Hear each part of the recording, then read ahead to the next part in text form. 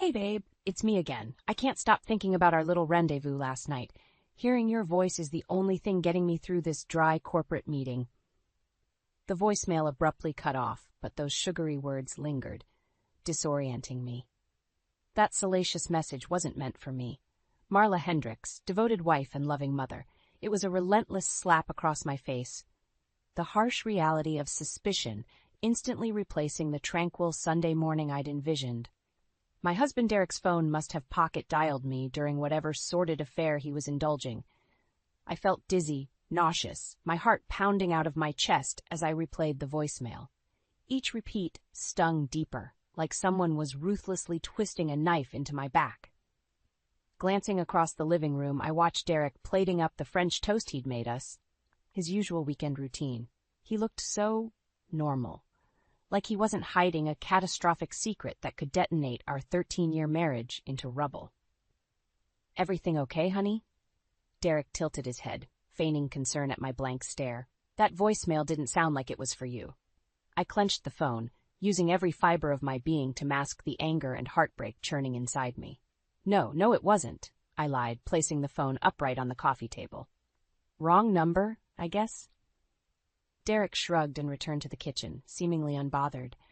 But I sat motionless, a whirlwind of chaotic thoughts and questions roaring through my mind. Who was this mystery woman?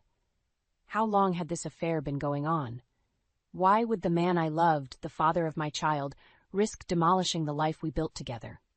I stared blankly at the half-finished painting propped on my easel, a light-hearted meadow scene I'd been working on to commemorate our anniversary in a few weeks.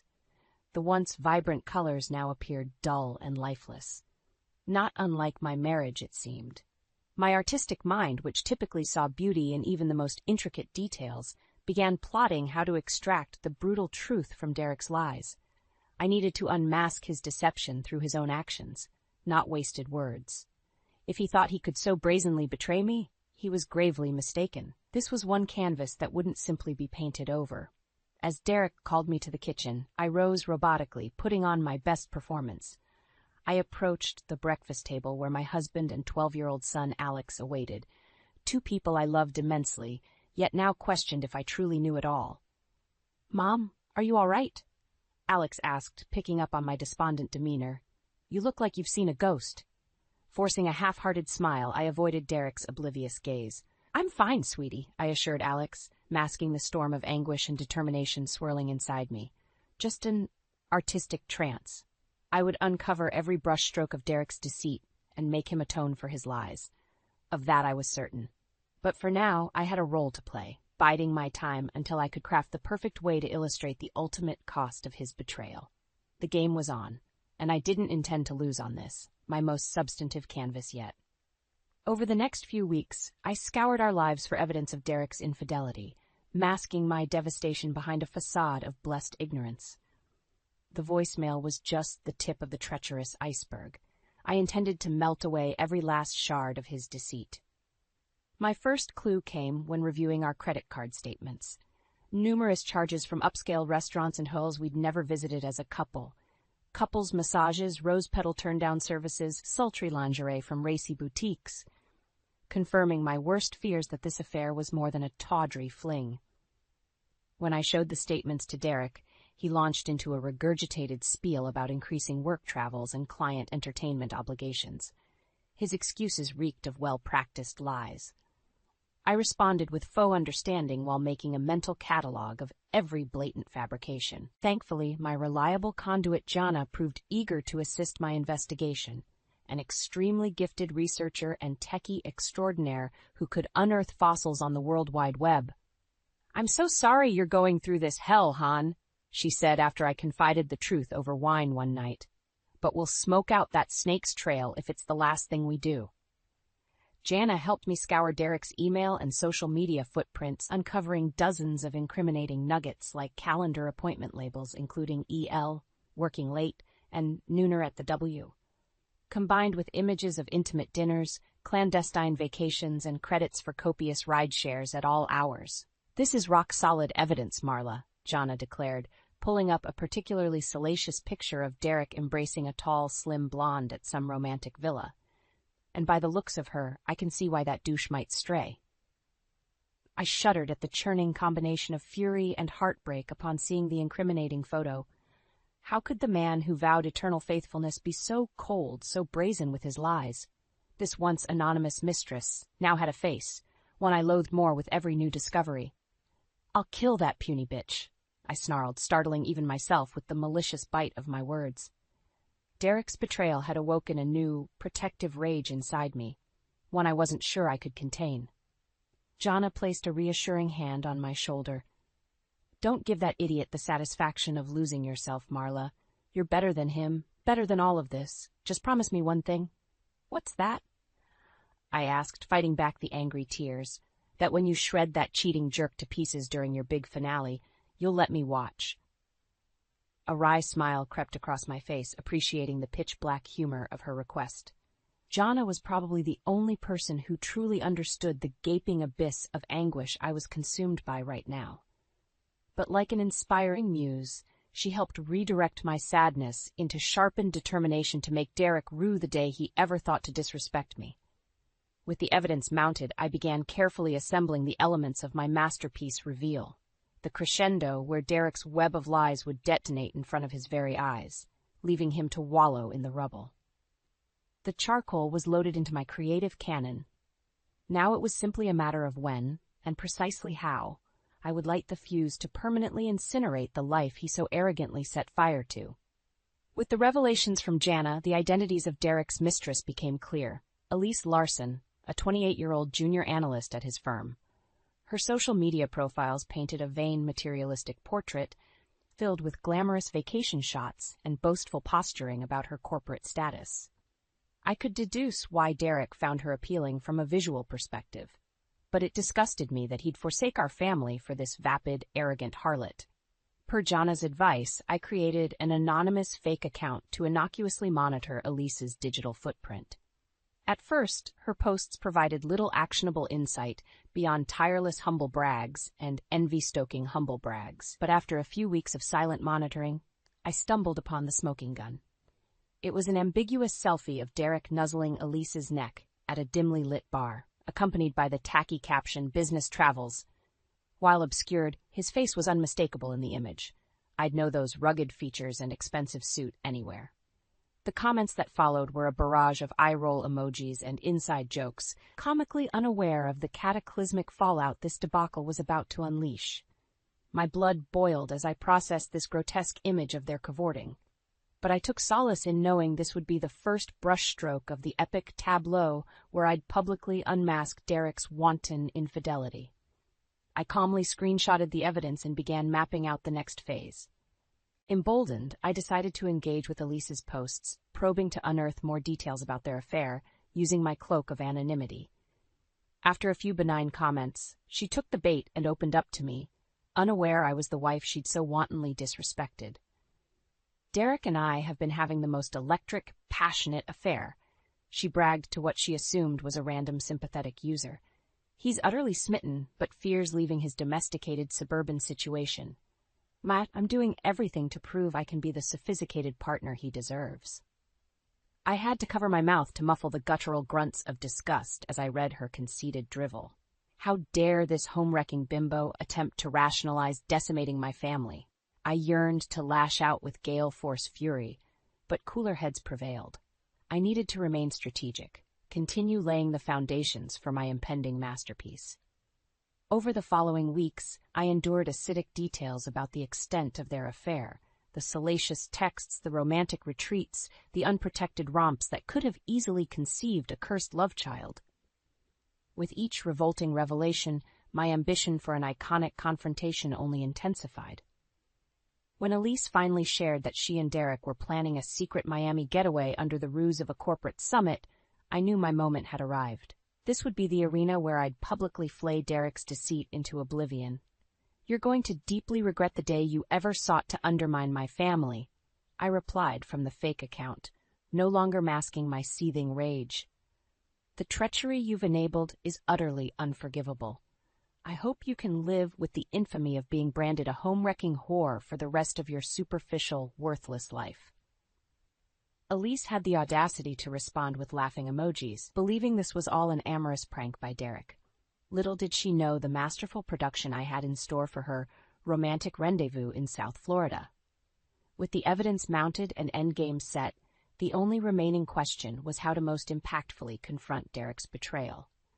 A climactic, dramatic showdown was essential to driving home the full magnitude of his treachery. But I also needed to catch him completely off guard to authentically unmask his depraved lies. The answer came when pondering how to maximize the emotional impact using my unique artistic perspective. Throughout our marriage, Derek had always appreciated and encouraged my creative passion projects around our home. He'd grown particularly fond of the large, abstract, freeform paintings I would craft for special occasions using a blend of paints, fabrics, and mixed media. It was the perfect medium to disguise my fury, while also baiting his arrogant assumption that I remained blissfully unaware of his philandering. For our upcoming anniversary, under the pretense of a thoughtful gift, I would create my most substantive work yet, a full sensory experience that would forever obliterate the comfortable existence he took for granted. In the weeks leading up to the fateful Miami situation, I toiled in secret, weaving the various elements of the grand reveal into what would appear to be another intricate, abstract art piece. Key pieces of evidence like printed emails, flight itineraries, and certain unmentionable effigies were meticulously embedded into the canvas using cutouts and layers of resin. "This one's going to be your masterpiece, babe," Derek commented during one of his obligatory studio check-ins, blissfully ignorant of the true intent behind the chaotic splays of colors. "Maybe your most evocative work yet. You have no idea," I muttered under my breath, focused on perfectly aligning a particular incriminating image to maximize its jaw-dropping impact. I even solicited Alex's help, using the pretext of an edgy modernist school project to explain my constant stream of frantic art supply purchases and late-night studio sessions. The poor kid had no clue of the nuclear truth bomb I was preparing to detonate directly onto his cheating father's skull. "This project is really striking, Mom," Alex commented one night, studying the nearly complete piece with a perplexed gaze. "I've never seen you work with such serious intensity before. What exactly is it supposed to convey?" I simply ruffled his hair and smiled. "You'll see soon enough, kiddo. They say art should provoke vivid emotional reactions, right? This one will be sure to trigger that response and much, much more." With mere days until the anniversary demolition deadline, everything was falling into harmonious place. My carefully constructed operatic betrayal would be fascinating to behold under the right spotlight, ironic given Derek's own duplicitous passions I intended to illuminate. The only remaining detail was deciding the precise moment and setting for the dramatic debut unveiling.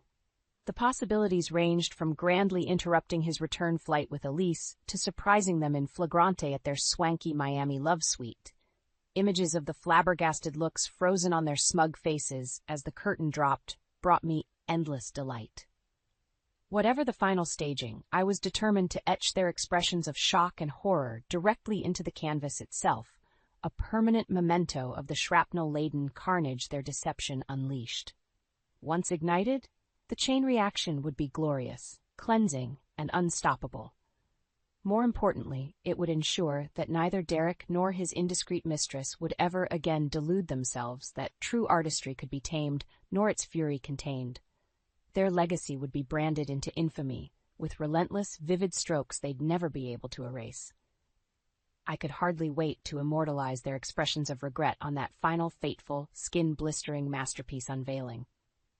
No filter, no facade, just the raw, gruesome truth of how their lies appeared when finally illuminated. The final brushstrokes of my grand masterpiece were finally set. All that remained was determining the exact staging for the most climactic, skin-searing unveiling imaginable. That opportunity arrived when I discovered the real itinerary for Derek and Elise's so-called corporate summit in Miami. Turns out our wedding anniversary happened to perfectly align with their planned romantic rendezvous at a luxury beachfront resort. "Wow, they really went all out for this regional meeting," I muttered sarcastically while reviewing the reservations Jana helped unearth. Couples massages, private beach cabanas, and the premium honeymoon suite. clearly separated from any business obligations. "Holy hell, look at the charges for this place," Jana exclaimed, her jaw dropping at the eye-popping hotel costs. "Multiple grands for just a 3-night stay? Your husband's bimbo really is hemorrhaging him for all he's worth." Those greedy expenses only emboldened my determination to ultimately bankrupt Derek, financially, emotionally, and reputationally. He enjoyed a lucrative career and entrepreneurial ambitions. Thus, public infamy carried significant economic consequences to complement his personal ruin. "Please tell me this is where you're finally going to detonate that truth bomb of yours," Jana pleaded, recognizing the cosmic timing at play. "Imagine the visuals. That pretentious bitch getting her overpriced extensions and fake tan realigned right there on the white sand."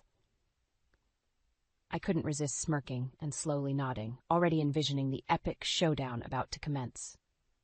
Every agonizing second of the preceding months had been strategically leading to this very crescendo. I would finally unleash the full cataclysm of Derek's deception in broad, unrelenting daylight. As the anniversary arrival loomed, I drafted the perfect innocuous pretext to covertly trail them to Miami, an extended work trip, to allegedly guest lecture at a series of high school art programs across Florida. My own principal, a close confidant, was fully looped into the real reason for my scheduled travels. "Give that slimy bastard one square between the eyes for me," she advised while greenlighting my absence. "Shatter every ounce of dignity he has left." Even Alex was left on a need-to-know basis during those tense final days of preparation. I could sense his confusion at the frenzy of my activities and urgency in ensuring all arrangements were perfectly aligned. But the poor kid had already endured enough trauma. Best to preserve his innocence until the curtain finally dropped. "Don't worry, sweetie, it's just a unique artistic opportunity that came together," I assured him with a comforting hug before departing. "One that'll ensure we're financially set for life going forward." With that, I was South Beach bound, carrying the catalyst to derail Derek's demented infidelity bender. The drive down was a spiral of nervous adrenaline, painter's intuition and scorching retribution rapidly intermingling. Every minute detail was perfectly coordinated based on Elise's arrogant social media updates brazenly teasing their romantic getaway.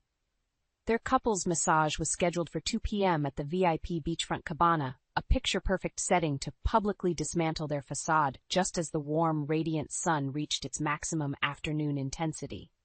As I pulled into the luxury resort, Ninga meticulously touching up her artwork tucked in the trunk, I could already envision their stunned, contorting facial expressions.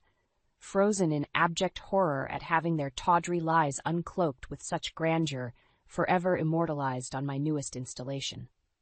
This would create a litany of new adjectives beyond the comprehension of basic words like disgraced, scandalized, or shamed, for what they were about to endure extended eons beyond any ordinary vilification.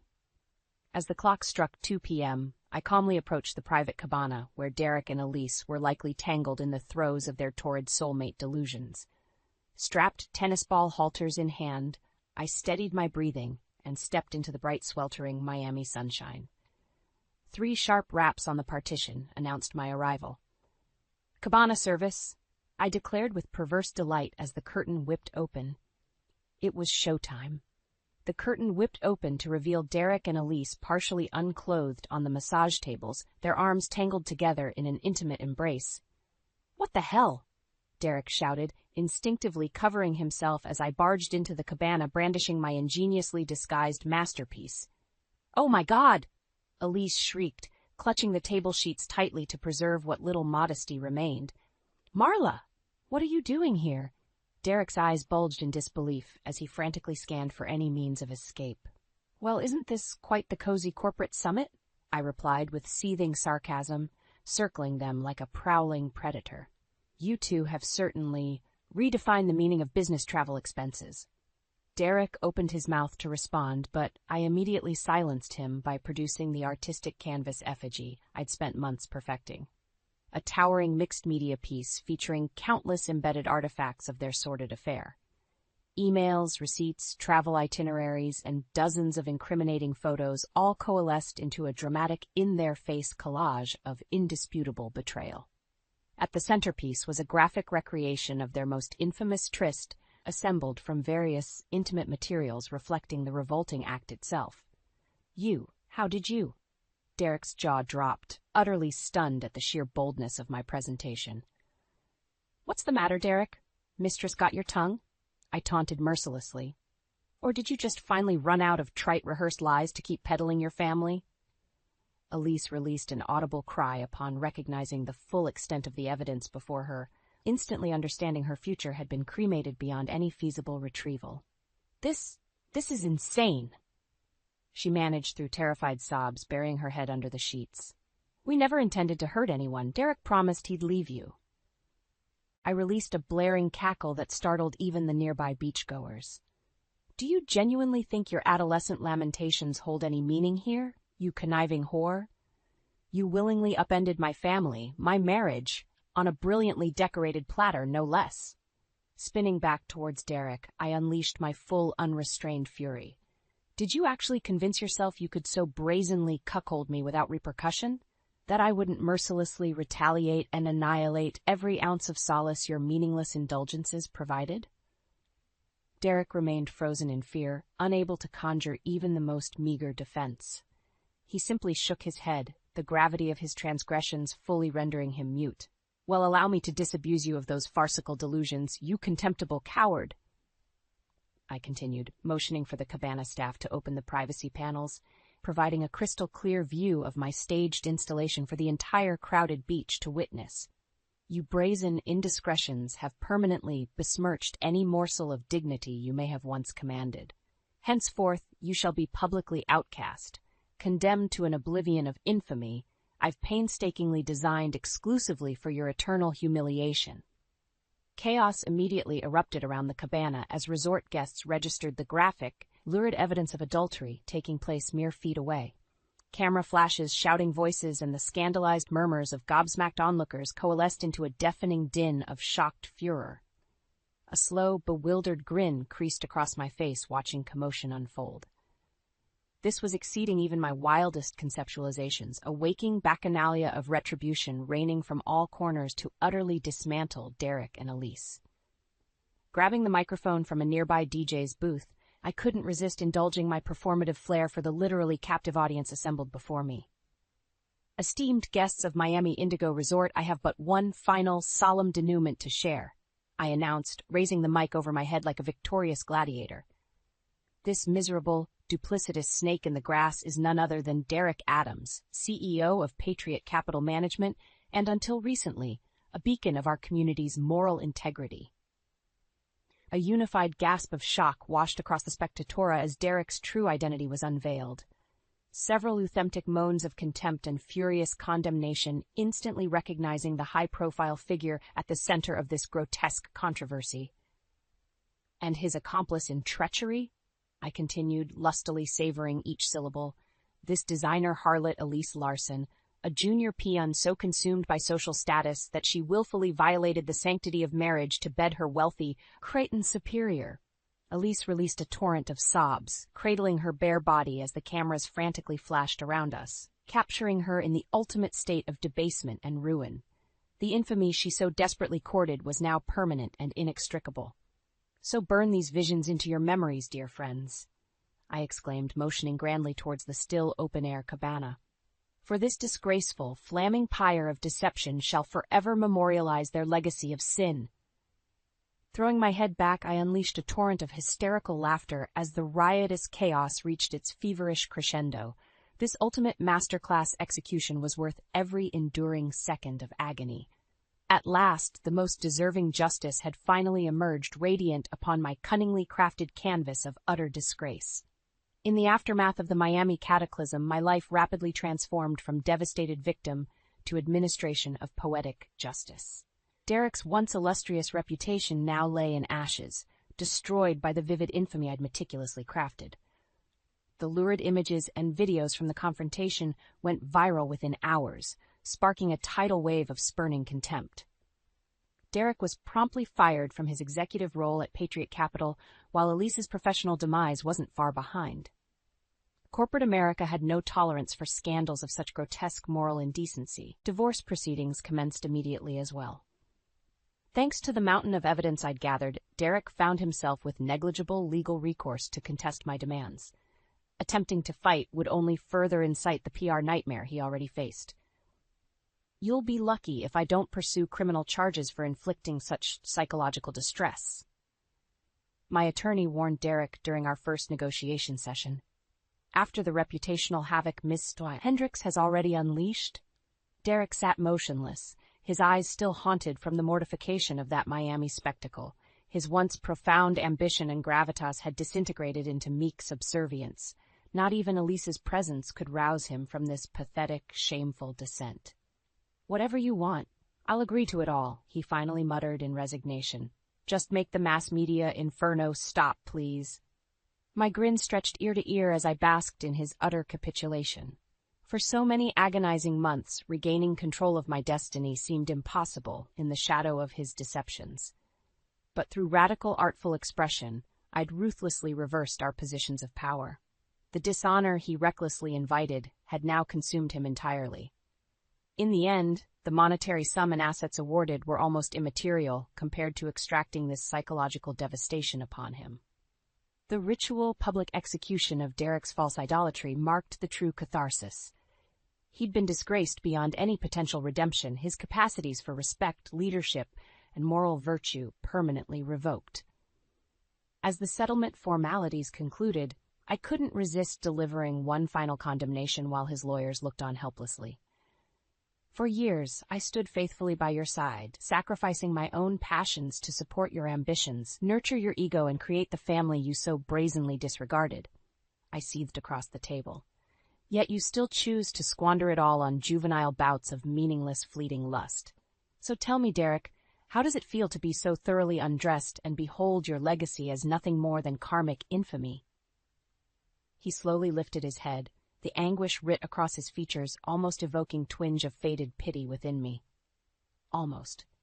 How could you orchestrate such a cruel, sadistic destruction?" he murmured through quivering breath. "I thought you were an artist, not a sociopath." My eyes narrowed as I leaned across the table, savoring one final chance to twist the dagger deeper into his hollowed existence. "Oh, I am very much an artist, Derek. One with a mastery of conveying vivid realities through my chosen muse. You see, your mistress's self-professed talents were merely the inspiration for my grand masterpiece. But only I could truly capture the raw obscenities of your deception in their most rapturous form." Drawing a deep breath, I pulled the folded sheet from my blazer's inner pocket and slid it forcefully towards him. "These terms represent the full-scale annihilation of your wicked misdeeds, ratified as official infamy. Their permanence is every bit as exquisite as your deceit was grotesque." Derek's eyes welled with tears as he tentatively reached for the settlement documents, his legacy of sacred vows now abolished into smoldering ruin.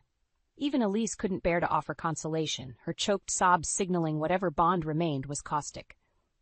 Pushing back from the table, I reveled in their resounding defeat as an overwhelming wave of jubilation washed over me. My purpose was renewed, my soul's revival absolutely transcendent. The final truths had defiantly won their glorious vindication. "You can thank me whenever the self-pity fades for respecting your most sacred adulterous wishes," I proclaimed, straightening my jacket as their teary murmurs faded into irrelevancy behind me, "which was simply to make your infamy eternal and unforgettable." With Derek's karmic demolition finalized, I could finally exhale and begin reconstructing my life from the ashes of deception. The all-consuming fury that guided me now faded, replaced by an exhilarating sense of liberation and renewal. The financial settlement awarded from the divorce proceedings was substantial, more than sufficient to ensure a comfortable future for Alex and I as a reconstituted family unit. While monetary compensation could never atone for the breach of sacred marital trust, it did provide the means to pursue ambitious new endeavors on my own uncompromising terms. My first priority was relocating us from the suburban Denver community where our family roots had taken shape, but were now indelibly scarred by Derek's infamy. A fresh environment free from the incessant scrutiny and instigated whispers seemed essential for personal healing. Santa Fe's vibrant art scene proved the perfect regenerative landing pad for our relaunched lives. I easily found a charming adobe home in the historic district within walking distance of the town's creative epicenter. "This is so cool, Mom," Alex gushed during our first driveway basketball session in the new neighborhood. "No more lame homeowners association rules or anything." I smiled, watching him effortlessly adjust to our new normal, grateful to see his childlike spirit buoyed rather than diminished by the recent familial tumult. "You know it, kiddo. Out here, we can be as weird and free-spirited as we want." With our personal sanctuary secured, I began meticulously exploring spaces to establish myself as a professional artist in the Santa Fe community. Several upscale galleries had representation availability, citing the recent influx of my compelling new work as a driving factor. Because unbeknownst to me, several attendees at my Miami performance had documented the entire audacious confrontation, instantly transforming it into an urban legend of avant-garde, subversive expressionism virtually overnight. Your courageous willingness to confront subjugation through such visceral motifs has already mythologized you as a defiant voice for the culturally repressed, one gallery owner proclaimed during my inquiry meeting, clearly enamored by the prospect of representing such dangerous artistry. "Please allow our humble exhibition space to provide a radiant platform for your truths." Not one demur from opportunistic mythologizing, I accepted his effusive overtures without hesitation. My subversive opus was quickly slated to headline the next month's marquee exhibition, a resounding second act to the public firestorm ignited in Miami. Financial compensation from the divorce paled in comparison to manifesting a professional community that deified my raw talent for candid expression above all else.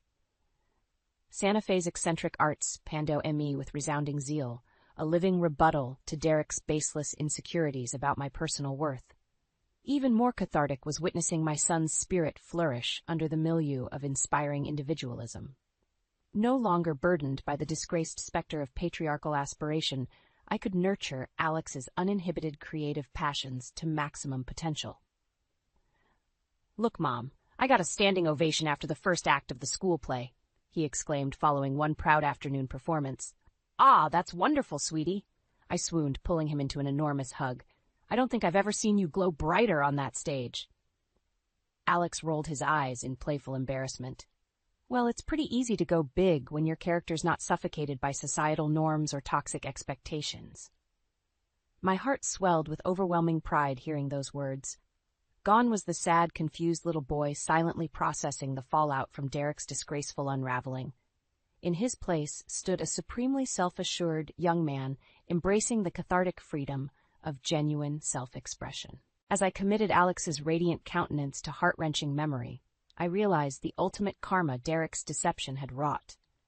By brazenly underestimating the fury of a passionate artist scorned, he'd forced a metamorphosis that released us both from the crushing conformity of his bygone value system. My son's unrestrained spirit now burned with the same righteous flames that had decimated Derek's narcissistic idolatry. We were finally unbound from societal expectations to embrace our most vibrant, authentic selves. For that ultimate paradigm shift of purpose, Derek's treachery would be forever indelible, the harbinger sparking our rebirths.